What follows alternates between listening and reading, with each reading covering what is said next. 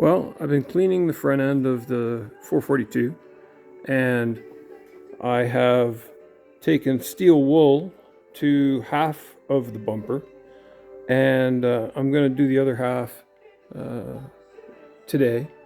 But I was just looking at my grill, and you can see that I'm missing a piece here, and I have some broken pieces. There's a broken tab at the top, and it's broken right in the center here. So what I'm going to do is I'm going to take the grill out. I've got a replacement that I can put in, and we'll see how it looks. But you can see there's two bolts on each side, and then there's a bolt on the top and a bolt on the bottom. The two bolts in the center are 3/8, and what's the other one?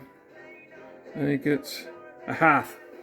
So I'm going to see if I can get this out now that I'm working on the front end, and we'll just see how it looks, how I can get it out, and how the new one looks.